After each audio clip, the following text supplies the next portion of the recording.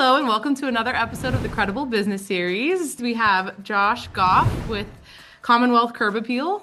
Thank you so much for coming on, Josh. Thanks for having me, Megan. Yeah, for sure. Commonwealth Curb Appeal started in 2004 and you're in Virginia, correct? That's right. I read it was that you started off with a lawnmower and then it got a lot more sophisticated from there. Is that right? That's right. Yeah. Tell me a little bit about that. Like what gave you the idea to start the business and where did it kind of come from? Well, I think like a lot of landscapers just started cutting grass in, high school, trying to make some cash. And then I'm not a very academic person. So after attending like a community college for a year and a half, decided that I was going to just turn that side business into a real business, get insurance and all the other things and quit school. So, Wow. It was pretty organic. Yeah.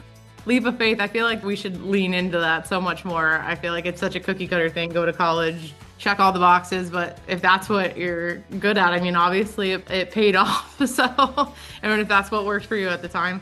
And then I saw that at some point it changed from a landscaping business to a construction business. So is that right?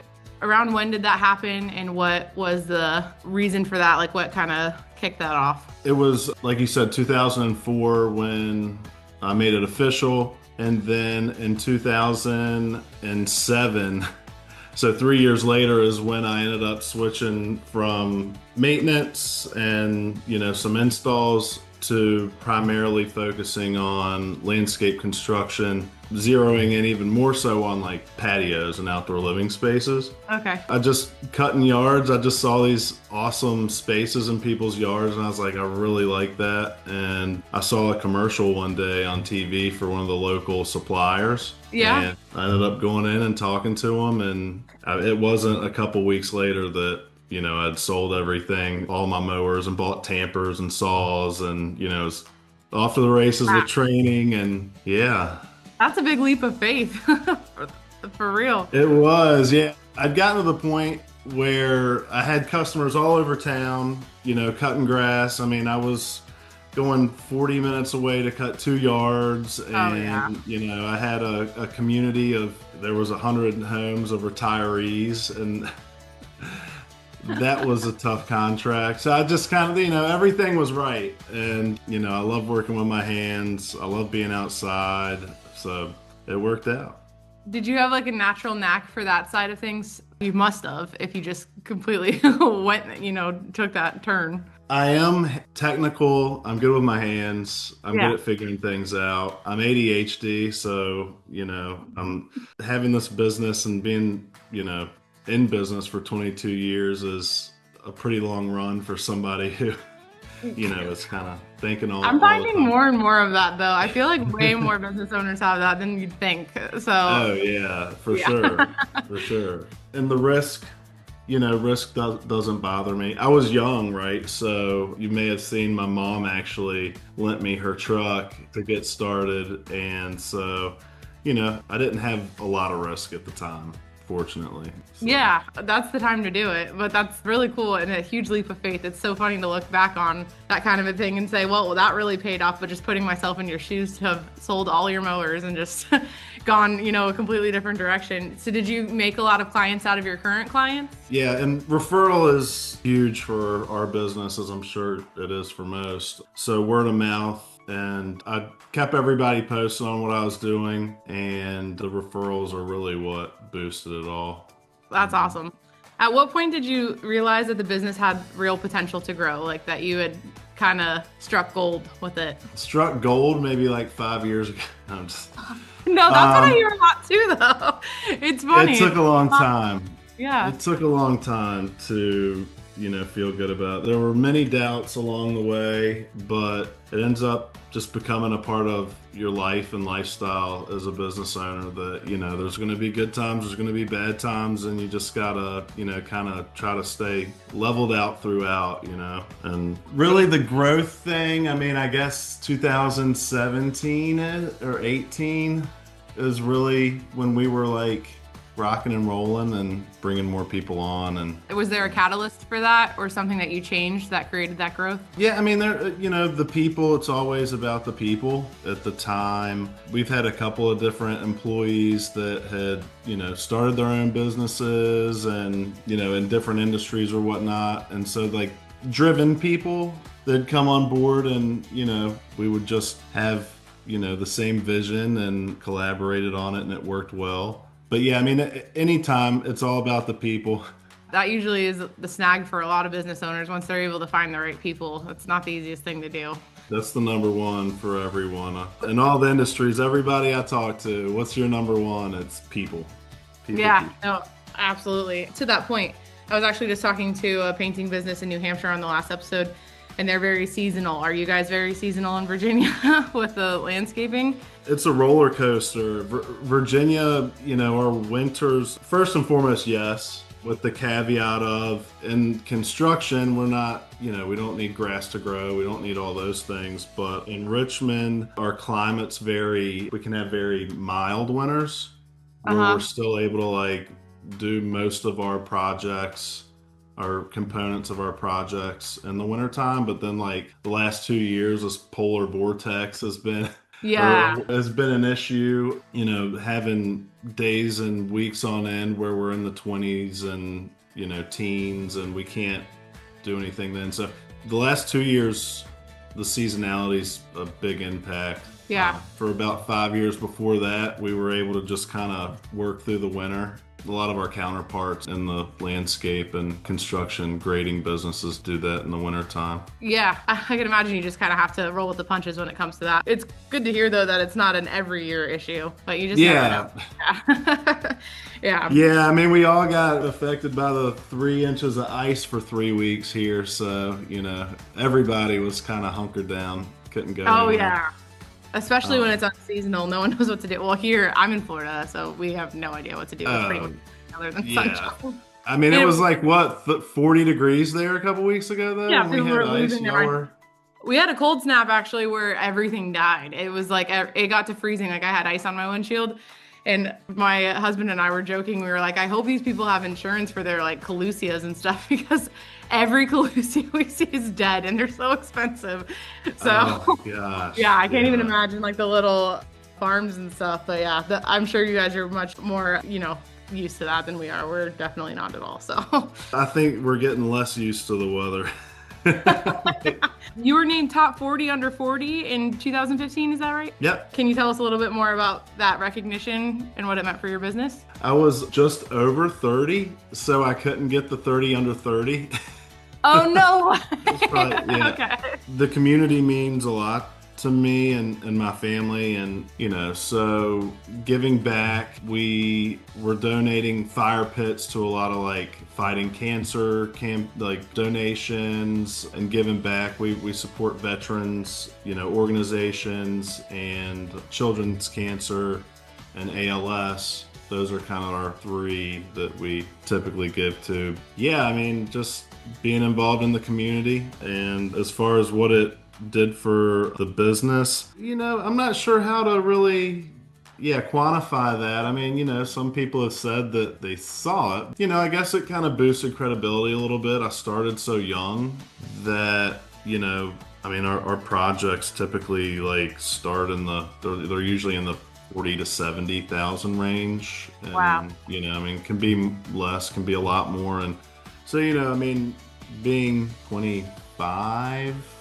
when I was getting into that size project. Wow. The credibility, I'm sure that helped. I mean, after that point, thinking about it, it's probably when we started breaking through the couple $100,000 project mark. So yeah, wow, that's awesome. And speaking of credibility, since this is called the Credible Business Series, I like to ask this cheesy question. But as far as what makes you credible, what do you think is the number one reason people choose you amongst competitors when they're looking for somebody for their landscape design? Probably our reputation. Obviously, we've been around a long time, like I said, and word of mouth is strong for us. Most companies, well-trained, everybody, it's all the same thing. And obviously, we follow the minimums of, well-trained staff and Yeah. you know, clean and tidy and all that kind of stuff. But following through, and we give a 5-year warranty, and we like have a process for that. And of course, I mean,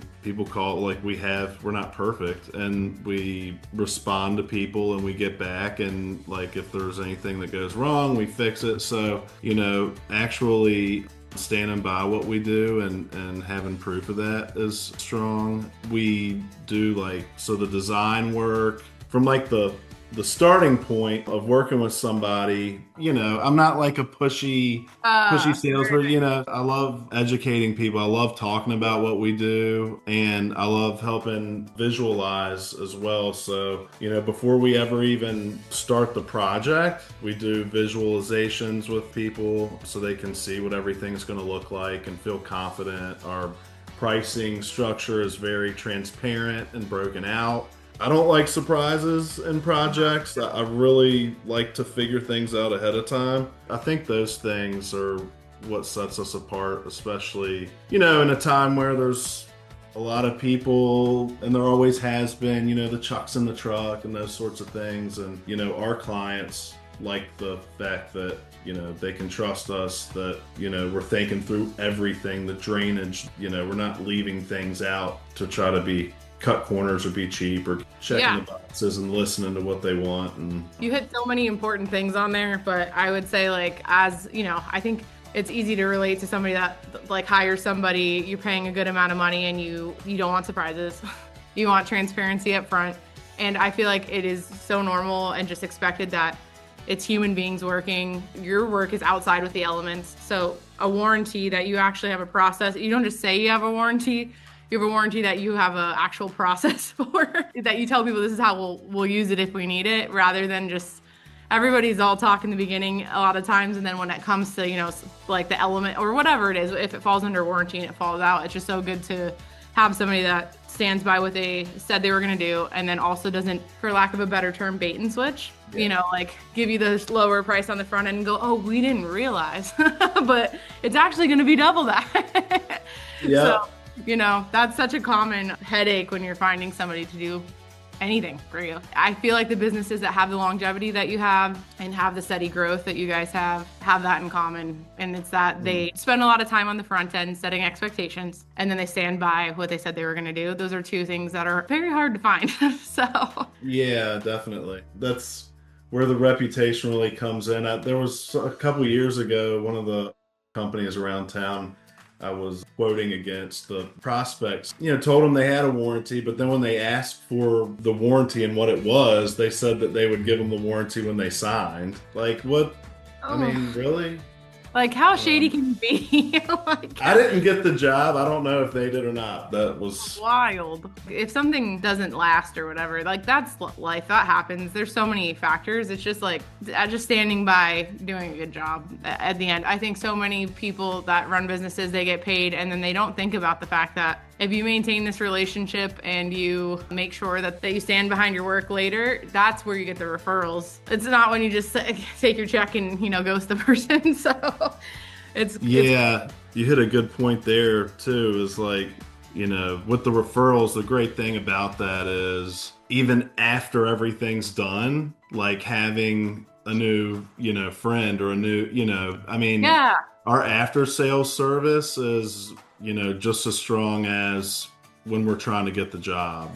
For the most part, you work all these years with people you like, and then they refer you to people like them. And then, it's like another family almost, like a whole nother kind of, tribe. And I think that's important too, is that, going into the project, knowing, I'm not doing this just for a check or to stay busy. I mean, it's relationships as well. I think that's what sets a good business apart from a bad one, truly, because I don't think if you are in it for the checks, you care about the relationships after, or you do the work to the level of feeling proud of it enough to even be in relationship with the people afterward.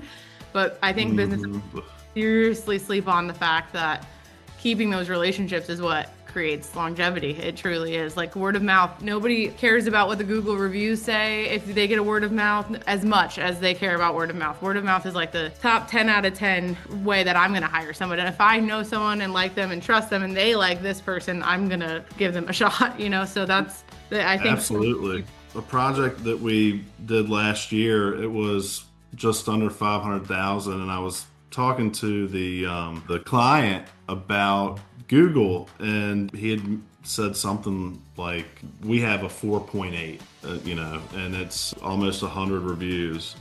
And he was like, side by side, I'm not necessarily going to pick the 5-star person with over 100 reviews, you know, just because they're 5-star, because that in and of itself is like, so this person's perfect, like you're this company, right? So, you know, it seems like more curated, or like people, even good businesses get bad reviews. It almost seems like fishy if there's not a single one. Right. When you said something about the Google reviews and we're talking, you know, referrals and getting business and stuff, it's like there's kind of a point of like reality to it too, is, you know, sometimes you go on, you see these people that's got all these reviews like in a short period of time, like they're going, you know, through some sort of review blitz or whatever. I mean, whatever the case is, but being a business owner and getting a bad Google review is very heartbreaking. But the fact is too, is you're not always going to get 5 stars, and you can learn from the ones that aren't so great. I think the business owners too that are able to take the feedback and not shy away or run away from it, that sets you apart too. Like, cause that's also going to determine whether or not you pick up the call after the job's done and you have the check when you know it might not be good, or ignore it and say, I'd rather be done with that person. There's always, the nicest person can reach a breaking point with a certain customer. Like there's certain customers that you're better to not answer, but with the majority of people, yeah, not worth it. But with the majority of people, being able to take that feedback and let the customer do that, I think I've been running a business for 8 years, and that's one of the hardest parts for sure, but it is so important to do that. So true. If you were to attribute one thing to what played the biggest role in your growth, this might, again, be a little redundant, hopefully not, but what was the biggest change you made? Was it a process you implemented? Was it just the people that you finally found that you hired? Or what was the biggest turning point for you? A peer group. So I am in a peer group of other landscapers, painters, and roofers. We all meet separately once a year as owners for an annual meeting of, you know, setting goals and, you know, how last year went, what went well, you know, trade secrets, equipment, you know, employees, advertising, blah, blah, you know, everything that can help each other with our businesses, and benchmarking our numbers and things like that, really getting to know the numbers in your business really well. The whole thing, even trying to balance you know, personal and, you know, there's that component obviously as a business owner. So yeah, that was the biggest thing. There's like 70 business owners in it, and we have little smaller groups of 8 to 10 that we break out into and keep in touch with throughout the year, and have different trainings throughout the year that are available. Go visit each other, vacation to spend a day or two together and see it in action, and that's really powerful, the visits with the group members. It sounds like, you know, not that big of a deal, but as someone who's run a business for the last 8 years, I feel like it's actually the difference between just getting by and actually making a difference in your business, is because you're setting goals instead of just hoping for the best. And then also, I feel like so many business owners, including I've done it, is you try to reinvent the wheel when there's a million people that have actually already done it, and they'd love to share some of their knowledge with you, and then vice versa. And it's crazy how much time you can save from learning from people that have already done it rather than trying to figure it out yourself. Absolutely. Yeah, I wish I would have found that. I guess another thing, that 2017 period is when I joined that group, so maybe that stuck out too, you know. My last episode, the same thing. It was like 17 years in business, and then the last 4 years, huge growth, and it was like just because he joined a group where he learned from other people. And it's just like, it's crazy if it's living in your head, especially when you're balancing family, balancing your business every day, just like they run together. you're trying to balance it all, and it's like it can so easily, a year goes by and you're like, I didn't actually plan anything, I didn't improve anything, I didn't change. It can go by so fast and then nothing changes, and it's just like, and it still feels like a lot of work. So Oh yeah. yeah, it's just putting your effort in the right spot. I feel like Definitely. And positivity. That's Yeah. huge. And just keeping your head up and a grin on your face, that goes so far, in my opinion. Yeah. Things are going to suck a lot out of you, and you got to be able to maintain, and then things are going to go well, and you got to like stay level and not get cocky and not go overboard. So balance and positivity for sure is something that helps. It's not for the faint of heart. And if you don't stay positive, I feel like it could steal your joy pretty quickly. There's so many ups and downs. You start to grow thicker skin with the ups and downs, but in the beginning, I had a really hard time with that. It felt like failure every time, where now it's like, oh, well, that'll work itself out. We got to learn from it and adjust, so. Yep. Growing up. Sometimes you just gotta be positive and let it go. Yeah, Sometimes it's easier than others, for sure. So I saw you have a beautiful wife and 2 beautiful children too. So speaking of balancing it all, I know what that's like. There's never a perfect balance. I know that. But what is the best thing that you've done for your work-life balance with your family? My wife she's got a lot of patience. She's got a lot of patience, and so with me and with the business and with our kids, I mean, she's just amazing. So first and foremost, that's something that I have to say is out of my control, but fortunately, yeah, she's the yin to your yang. Yeah, and so she helps just how she is. So one of the things I got out of ProSalt was the full focus planner. I don't know. So it's like my quarterly and daily planner to, I'm very technology driven. I've been using AI in the business for 4 years now. And when it comes to like really reinforcing something for me, like actually pencil to paper is like, and so when I started using this, it really helped me, organize. So just like sitting down and kind of planning out like the week and the day and how to get to where I want to go has been a huge tool for me. Yeah. Mindfulness, just being able to, take a minute out of the day and take some breaths and doing things that I enjoy with the family, without the family, taking the breaks, scheduling the trips. My wife and I, we have a weekly date night every Tuesday, no matter what, nothing gets in the way of that. Well, I mean, if we have a school recital, so we're doing things with the family and just, boundaries.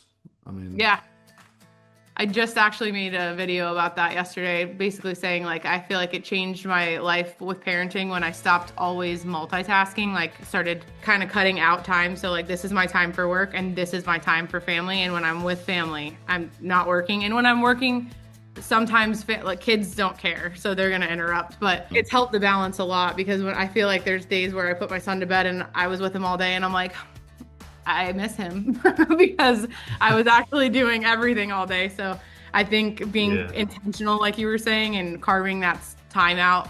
And like we were speaking earlier, when you find the right people that you can delegate to, so you're not doing everything, I feel like there's nothing that beats that. Every business starts with so much control, so much OCD, so much if it's to be, it's up to me. And then eventually you let your hands open and you say, okay, I got to find someone I trust enough to give some of this to, so I can do anything else in life, so. Yeah, absolutely. Good point. Shout out for placement, with Mitch. VirtuallyInCredible connected us with. Mitch she is a huge help. We get along so well, and she's definitely one of those strong top employees that like, next level, allow me to, I trust it's going to get done. She like understands me. She cares. She's passionate. Like, she treats her job like it's her company, and she's just great. So that's very helpful.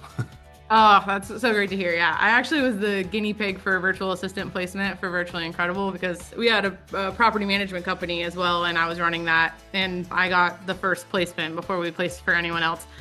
It changed my life. So that was 8 years ago, and yeah, I know exactly what you're talking about. When it's a fit, it's a fit, and it's just like, you can't beat it. It's just nice to have a sidekick, and even if they can't do everything you can do, like until she was hired, I didn't take vacations. I went and worked in a different location, but I didn't ever leave work ever. I mean, because I could. So then when I got her, I was like, I'm leaving my phone at home. So it was really awesome. When you have the right fit, it's awesome. And I'm so glad to hear that. It makes me happy. I appreciate it. It changes it up. I had total of 4 like assistants here locally. And Oh, wow. I was so busy. I had them driving me around, taking me to my on-sites, and I'm like doing estimates in the car. But you know, for one reason or another, none of them worked out. I didn't really, because like physically, I don't know how to explain it, but like even though Mitch is all the way on the other side of the world, Yeah. I can mentally and physically get more done without ever even, I think I might have actually seen her on video once when we were interviewing, but other than that, like we Teams call and have our meetings and, you know, do our thing. And it's so wild how helpful and how much more powerful she's been for us than like actually having even people driving me around and buying me like physical time. So It is wild. Like I said, because I was the guinea pig, and it was also my dad who was saying like, this is going to help you. I was like, whatever, I doubt it. Like this, you know, I highly doubt that this is going to be what I need. Because I was thinking the same thing. I'm like, what are they going to do? And then I got on my first meeting with the virtual assistant after I think I rescheduled her start date 3 days in a row because I didn't feel like I even had the capacity to train her. I was like, what am I going to have her do? And then she met with me and she goes, how about I do this, this, and this? And then we'll meet back in a couple hours. Like, she was like, let me help you. don't worry about it. I got it. Probably more qualified than me for some of this. Yeah, I mean, I get what you're saying, though. It's hard to explain. Love it. Yeah, it is, but it's amazing. Oh, good for you. That's so awesome. That makes me happy to hear. What is one of the most exciting or rewarding projects you've worked on? First and foremost, like, I mean, a lot of people think like they are expensive, which, you know, we're not really. Oh, yeah. But depending on who. Or they don't do small jobs. They only do big jobs, you know, and that's not true. I love smaller projects. So I just want to say that before I get into, you know, 2 that I'm going to say. So one of them, it was a massive wall project and it was on a lake. Okay. And this big retaining wall and part of it blew out. And so just this massive, you know, 15-foot tall bulge out of this wall collapsed into this lake. And so I get the call and I go look at this thing. And I'm like, oh my gosh, what? You know, I love a challenge. Anyway, so I went for it and tried to get the project and ended up getting it and, you know, learned a lot because it was on water. So there's, you know, all the environmental things. There was, how do we build a base? How do we get the junk out of here? It's all in water, you know, so it was a really, we ended up building a earthen berm across and pumping the water out. And we had a pump going for 2 months while we're doing this massive project, and it was down off of a road, so like everything about this project was hard. Anyways, it was really fun and exciting and cool learning experience for me. And then the other one, you know, because like we were talking about with good clients, I think about that being one of the, when you ask like a favorite project, I'm like, man, you know, I'm thinking favorite clients. But, you know, as a piece of that.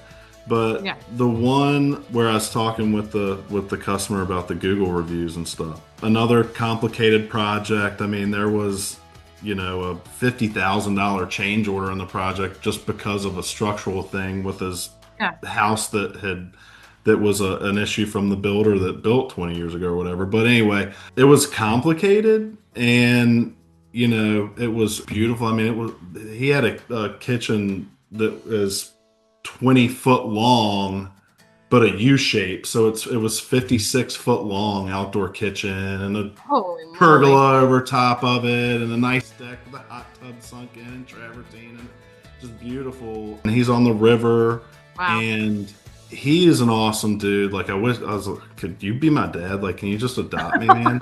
Like he owns a bunch of different businesses, a distillery, an oyster company. Like he just, you know, and he's got this, you know, corporate job. He's into his family and goes to all of his granddaughter stuff and like just talking to him, he was always just so shit. There was never there was no negative. Like, Yeah. even though negative things happen in projects, like, this dude was he always understood. He always would ask good questions, and he'd always just be like, okay, I mean, what am I going to do? Like, Ugh, love people he like kind of that. even blamed himself for me. He's like, oh, you know what? Like, kind of remember this now with the builder and this thing. And, so anyways, I don't know. It's just like having a good customer as a partner in building something for them. It's not that, I'm building you this thing or we're like working together to like Yeah. get you this outdoor living space that you want. That's top of mind too, as a project I really enjoyed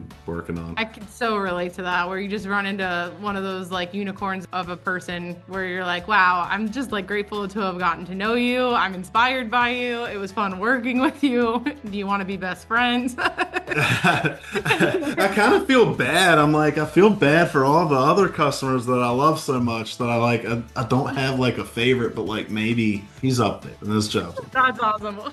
Someone's looking to find a landscape designer and they want to find someone that's credible and is going to do a good job. What are some good questions to ask? I think that the first thing would be, if I was looking for a landscape, it's funny to think about from the landscape designer standpoint. Like I work with a lot of different, because being the owner, like I actually, sub out and work with and collaborate with other landscape architects and designers a lot, just because the volume and the time. But I would say look at the designs, make sure that the designs, because most designers are really good at a certain type of architecture or style, so just make sure that their style is something they do a lot of, that you like it. When you look at it, you're like, oh wow. And then when you really start digging into who you're going to hire that fits that, them being in associations,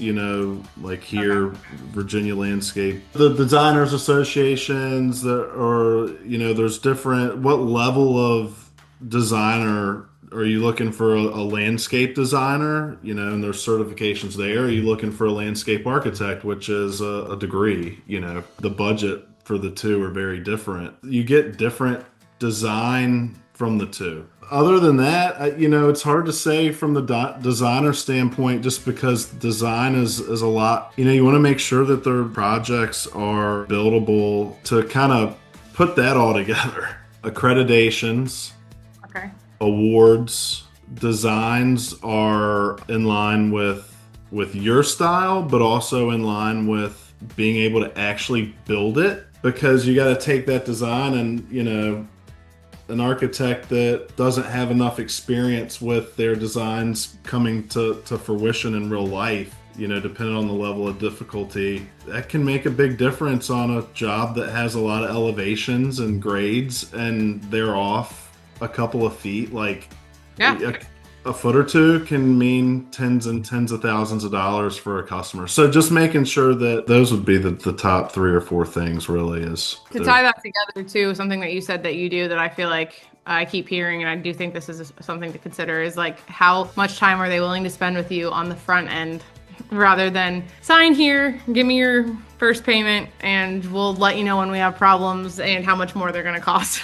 You know what I mean? So yeah, so I don't really consider myself or our company like a design firm. It's a combo of design and build, right? So design build, it's a different kind of thing. I think it's a good thing to point out, is that like, they're landscape design firms. That's all they do. That's their right. Our firm is a design build firm.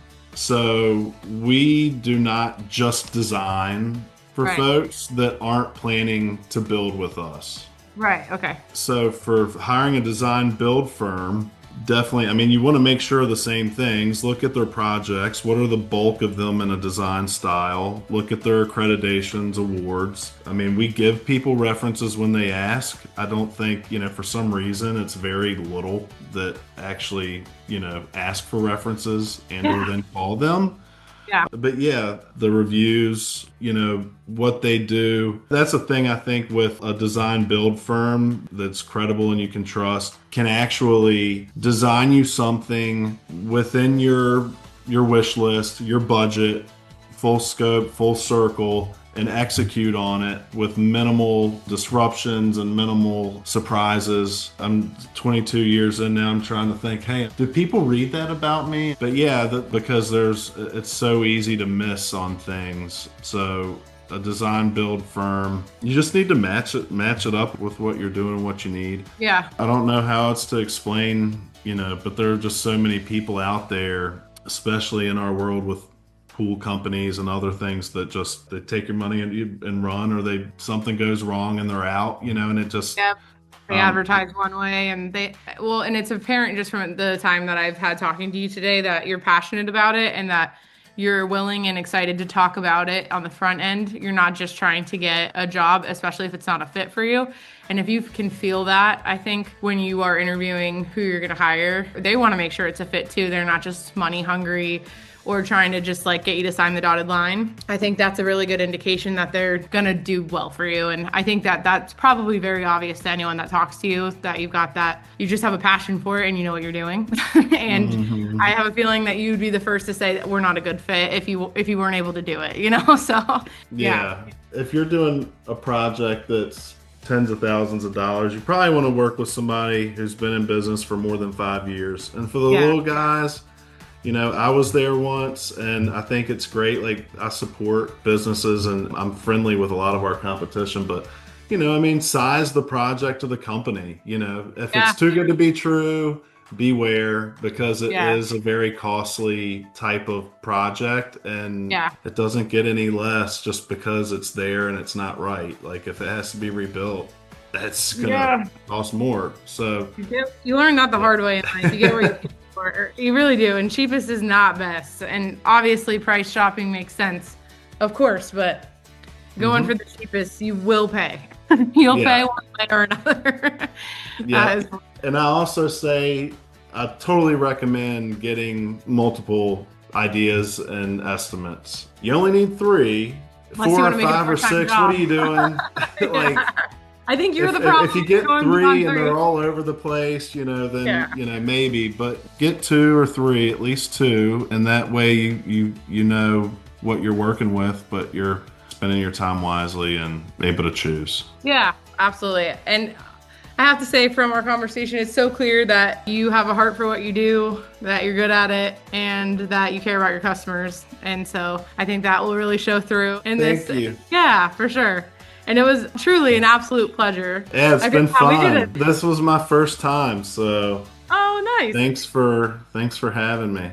Yeah, no, thank you so much. Seriously, for the time first thing in the morning. I know you're busy and I really appreciate it. Bye. All right. See ya.